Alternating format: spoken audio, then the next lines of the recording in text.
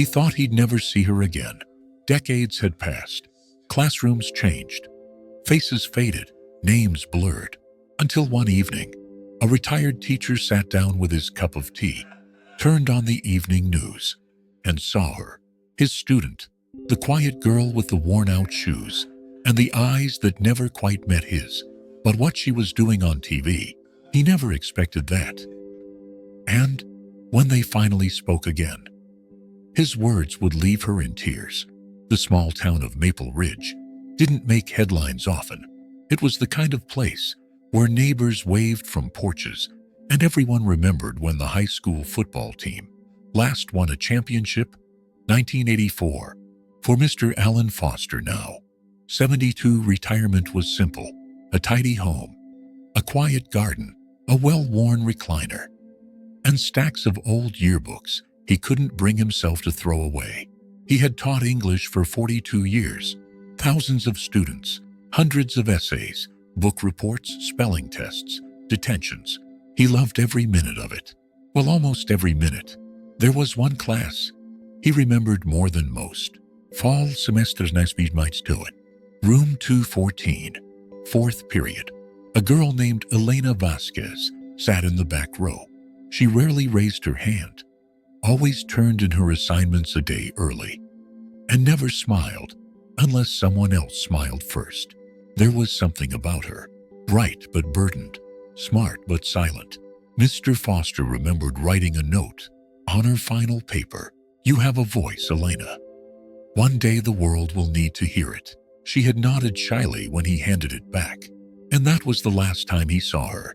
Now it was 2023, and Mr. Foster had traded chalkboards for crossword puzzles. One chilly November evening, he flipped on the local news while stirring honey into his tea. A headline flashed across the screen: "Youth Shelter Founder Wins National Award for Community Impact." Then came the face, warm, familiar, eyes still kind, smile brighter than he remembered. He squinted at the name on the screen, Elena Vasquez. He nearly dropped his mug. It had been over 2 decades, and yet there she was, standing in front of a crowd, accepting a national award for creating one of the most successful nonprofit organizations for homeless teens on the West Coast. "I was once one of them," she said into the mic. "And I'll never forget the teacher who told me I had a voice before I believed it myself." Mr. Foster leaned forward. His hands trembled. "I can't believe it," he whispered. She remembers. That night, he stayed up late rewatching the segment on his laptop. He paused the video at the moment she said those words, and there, for the first time in years, he wept. After watching the news segment 5 more times, Mr. Foster couldn't sleep. He lay in bed, staring at the ceiling, his mind racing. That girl, the quiet one in the back row, was now a national figure, a leader, and she still remembered him. It felt like a dream, but the line that echoed in his heart, was this: "I'll never forget the teacher who told me I had a voice before I believed it myself." He hadn't realized it meant that much to her. By morning, he had made up his mind. "I have to write to her," he said aloud, stirring his oatmeal. He didn't have her phone number. He didn't have social media, but he did have a name. He went to the public library, asked the young librarian if she could help him search online. She smiled, fingers dancing across the keyboard. "Oh yes," she said. "Elena Vasquez runs the Open Door Foundation in Portland. She's got a full bio, online contact info too." She printed it out for him. Mr. Foster took the page in his hands like it was made of glass. Back at home, he sat at his old oak desk, the same one he used for grading papers. He pulled out a clean sheet of stationery, took a deep breath, and began to write. "Dear Elaine, you may not remember me, but I had the privilege of being your English teacher during your sophomore year at Maple Ridge High in 1999. My name is Mr. Alan Foster." He paused, smiled, and continued. "Last night I saw you on the news. I saw what you've done, who you've become. I watched you speak about your work with homeless teens, and I must tell you, tears came to my eyes You were always bright, thoughtful, stronger than you knew. And hearing you say that a teacher once told you that you had a voice, well, that brought me to my knees. I'm honored to have been even a small part of your journey. From one former teacher to a lifelong learner, thank you for using your voice. You are changing the world. Warmly, Mr. Alan Foster. He folded the letter carefully, slipped it into the envelope, double-checked the address from the Foundation's website, and walked it to the mailbox with a sense of urgency he hadn't felt in years. As he lowered the red flag on the box, he whispered, "Lord, let this reach her." Days passed. He checked the mail every morning, not because he expected a reply so soon, but because something in him hoped. By the 5th day, he'd convinced himself she probably wouldn't respond. She's a busy woman now, he told himself. She's important. Probably doesn't even open her own mail. But on the 7th day, there was a small cream-colored envelope in his box. Return address, Open Door Foundation, Portland, OR. His hands trembled as he opened it. Inside was a letter, typed, but signed in blue ink. Dear Mr. Foster, I remember everything. You were the first adult who didn't just grade my papers but saw me. You told me I had a voice when I barely had a home. I don't know if you ever knew, but I was sleeping in my aunt's car that semester. School was my only escape. Your classroom was my only peace. Your words saved me more than you know. Please, if you're ever able, I'd love to see you again. We're having a donor dinner in 2 weeks. Nothing fancy, but it would mean the world to me if you came. I want you to see what your voice created. With all my heart, Elena. Mr. Foster sat in his kitchen. The letter open beside his cup of tea, tears running down his cheeks. He had taught for 42 years, and in that moment, he knew why. Mr. Foster read Elena's letter again, the next morning, and again that afternoon, and again right before bed. Every time the same line stopped him cold. You were the first adult who saw me. It was such a simple thing, a single sentence, but it carried the weight of 1,000 unspoken stories, of children forgotten, voices overlooked, and hearts saved with a sentence. He folded the letter carefully and tucked it into his old briefcase, the one he hadn't opened since his last day at Maple Ridge High. And then quietly he began to prepare.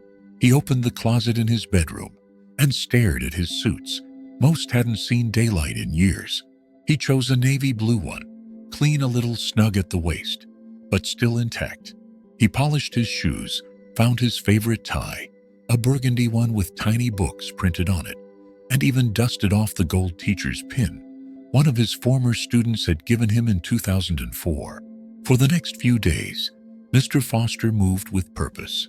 He bought a plane ticket. Portland wasn't too far, but far enough that it made his heart flutter. He got a haircut, trimmed his beard, asked Carla, the young woman who lived next door, to check on his cat while he was away. You going somewhere special, Mr. Foster? She asked. He smiled. I think I am. The morning of the trip, he left early, his suitcase small, but packed with care. At the airport, he watched people rush past him. Business travelers, families, college students. He sat quietly at his gate, rereading Elena's letter, wondering what she looked like now in person. He remembered her as the girl who kept her hair in a tight braid, wore oversized sweaters, and always sat near the window. Now she was a speaker, a leader, a builder of hope. He felt a nervousness he hadn't felt since his first year teaching. When he arrived in Portland, a volunteer from the foundation met him at the airport with a handmade sign. Welcome, Mr. Foster. Open Door Family. The young man who held it shook his hand firmly. We're honored to have you, sir. Elena told us all about you. You're kind of a legend around here. Mr. Foster chuckled. I'm just an old English teacher. The man smiled.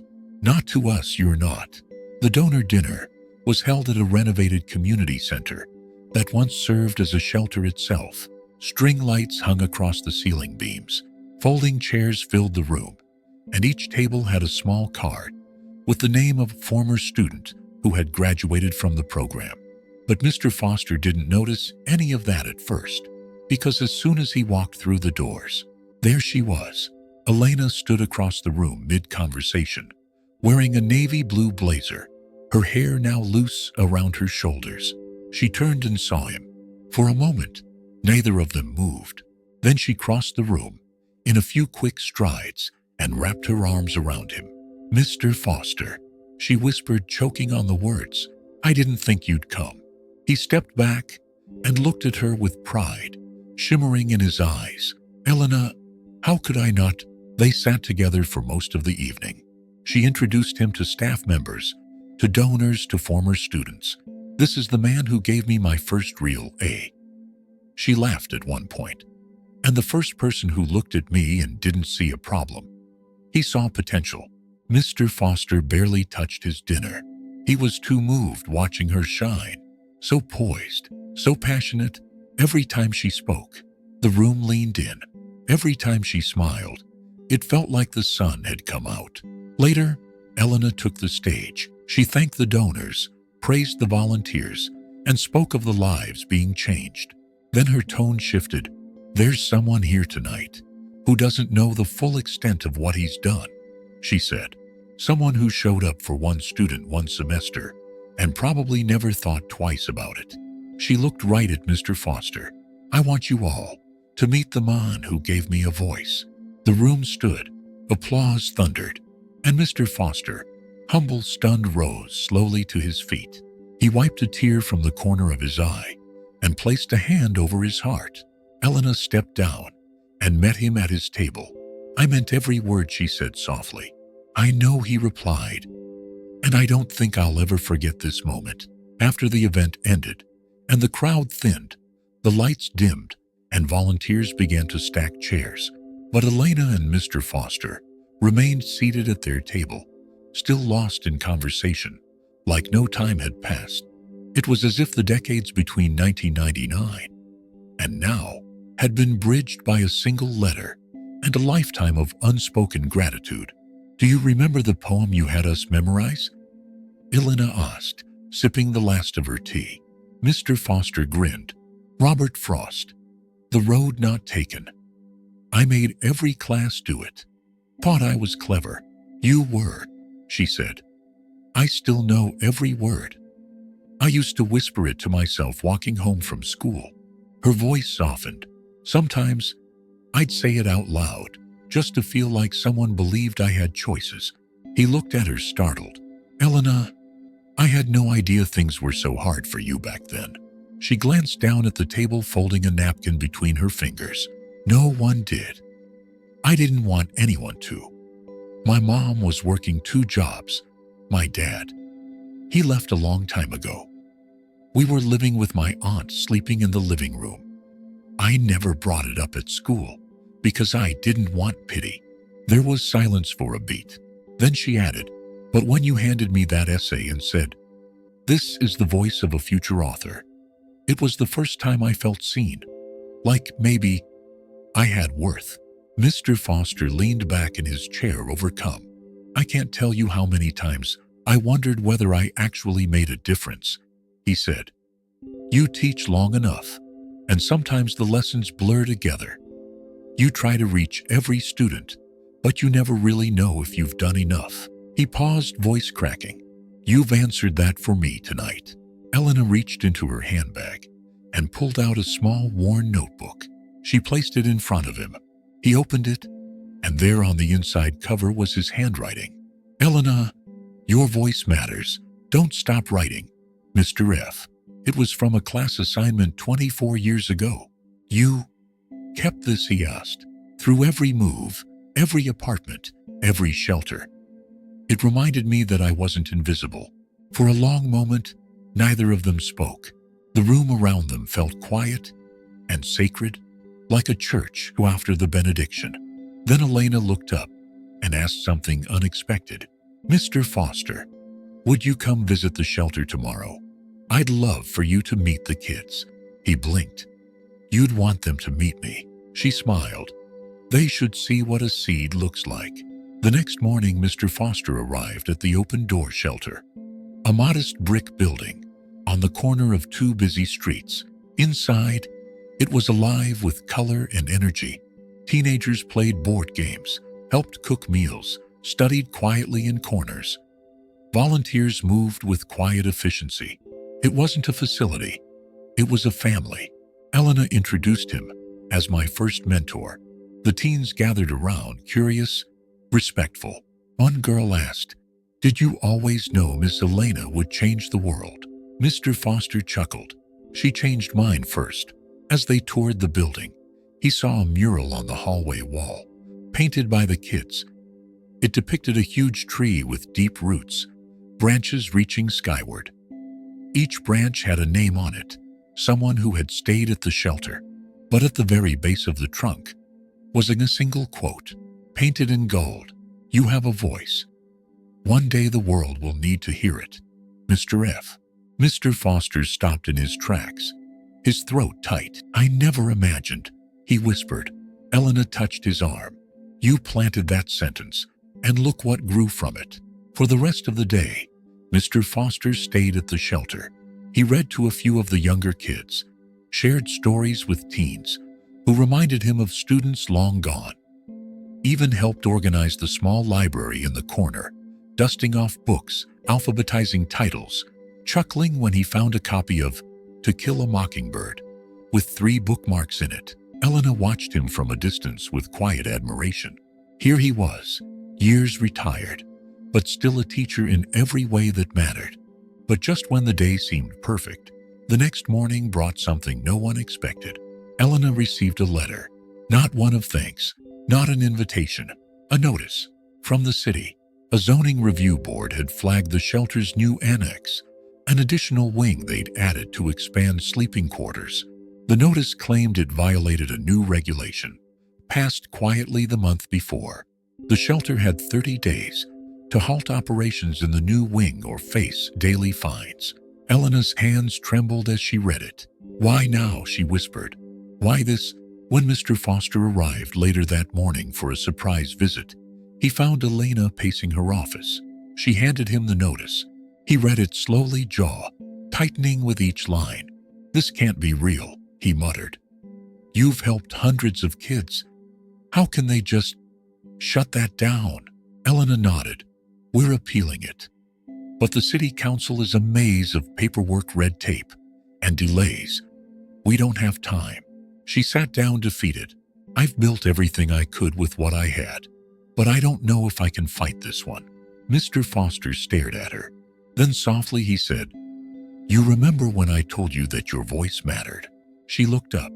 He continued, "Now it's my turn to use mine."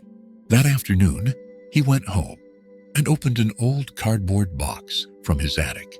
Inside were lesson plans, debate rubrics, speech writing guides, and a folder labeled Speech and Oratory Competition, District Champs 2003. He chuckled, remembering how he'd coached a dozen nervous students into championship speakers, and he thought, maybe I've got one more speech in me. The following Monday, Mr. Foster stood in front of the Maple Ridge City Council, dressed in his best blazer, holding Elena's zoning notice in one hand and his teacher's heart in the other. He introduced himself. "My name is Alan Foster. I'm a retired educator. But I didn't come here today as a teacher. I came here as a witness." He held up a photo of the mural from the shelter. Then he told them about Elena, about the car she lived in, the notebook she carried, the words that changed her life. And now he said, voice steady, "The system wants to punish her for creating the very thing that saved her." The room grew silent. He leaned into the microphone. "I ask you no. I beg you not to let policy crush purpose. Don't let a bylaw bulldoze a beacon." A few council members shifted in their seats, visibly moved. One even removed his glasses and wiped his eyes. By the time he sat down, the gallery was quiet for a long moment. Then came applause. Not the kind that's polite, the kind that's real. 3 days later, Elena received a new letter. This time appeal granted. Operations may continue. She called Mr. Foster, voice trembling with joy. "I don't know what to say." He smiled on the other end of the line. Say it to the next kid who walks through that door and thinks they don't belong. Say it with everything you've built. She laughed through tears. I will. I promise. That night, as he sat in his chair back home, Mr. Foster looked out the window at the stars and whispered, I guess I was never finished after all. A few weeks passed. Life at the shelter settled back into its rhythm: meals, prepared laughter in the halls, homework help in the corners. The new wing stayed open, beds were full, and hope filled the air again. Elena had resumed her routine, but something had shifted. The kids spoke of Mr. Foster constantly. He talks like a movie character. Did you know he used to teach thousands of students? Can he come back and teach us? The man who had once changed her life had just changed theirs again. And Elena couldn't stop thinking, what if this wasn't just a visit? That Friday afternoon, Mr. Foster returned with a stack of donated books for the library and a tin of homemade cookies. Elena met him at the door. You've been busy, she said, smiling.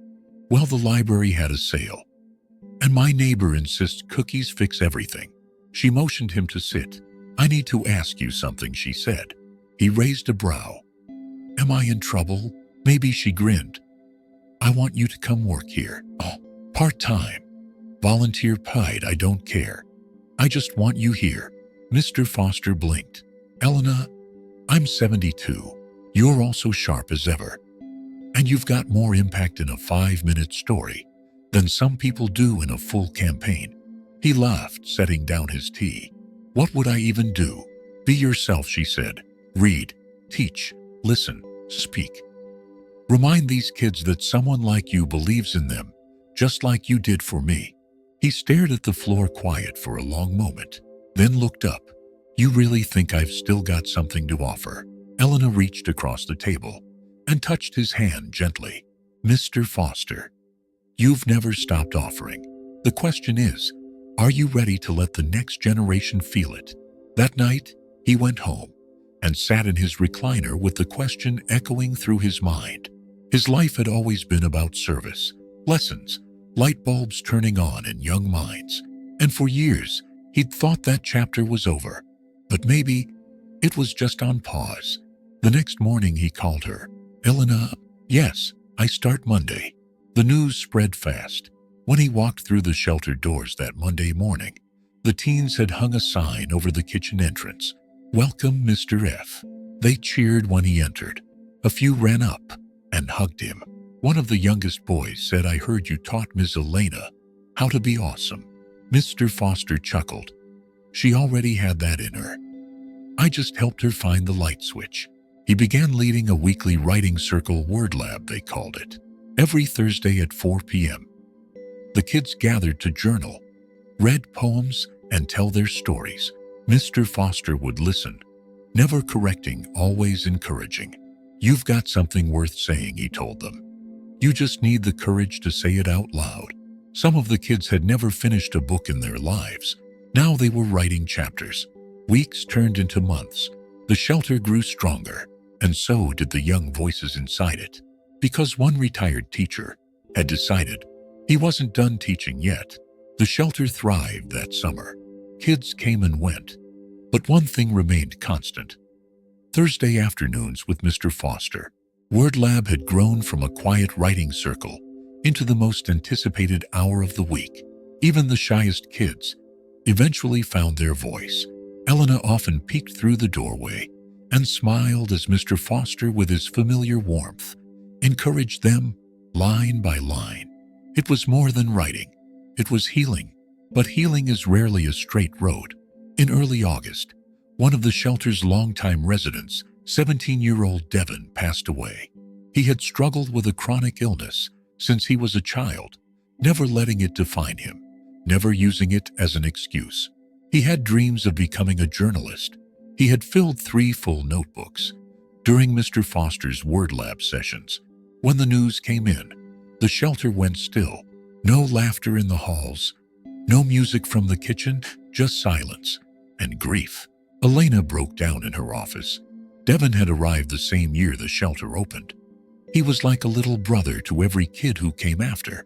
She wanted to say something, to do something, but she was too broken, so she turned to the only person who might know what to do, Mr. Foster. He sat with her quietly as she wept. "I should have prepared them," she whispered. "I should have helped them get ready." "No one's ever ready," he said softly. "Not even teachers." She looked at him. "What do I say?" "You say what's true. That we lost someone who mattered, and that pain doesn't mean we're broken. It means we cared." The next day at the memorial, the shelter held in the garden out back, Mr. Foster stood in front of the kids. He held one of Devon's notebooks in his hands. "I want to read you something," he said, voice gentle.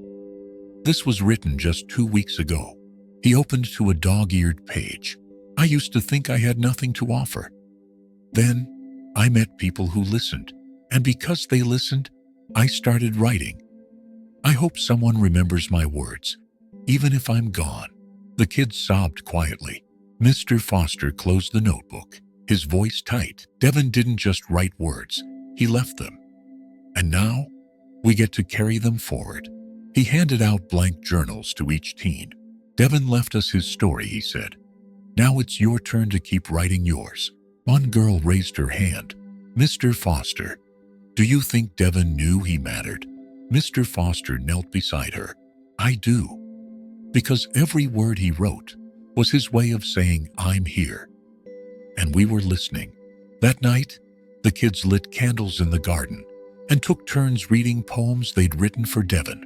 Some cried, some laughed through the tears, and one by one, they began to heal. Back inside, Elena pulled Mr. Foster aside. "You did that," she said. "You gave them a way to speak." He looked at her with soft eyes. "You gave them a reason to." As he walked out to his car, Mr. Foster paused by the mural in the hallway. The tree of names, now with Devon, added to a high branch next to a quote, "You don't disappear when you're remembered." He placed his hand gently over the name. "Rest easy, son." Autumn arrived gently in Portland.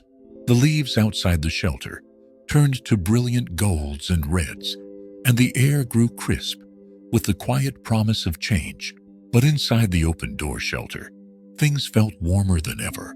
Kids were writing more, smiling more, and each Thursday, like clockwork, they filled the chairs around Mr. Foster's word lab with sharpened pencils and open hearts. One day, as Mr. Foster arrived carrying a bag of apple muffins and a fresh copy of Mice and Men, he was met by Elena at the door. She looked oddly serious, holding a manila envelope in her hands.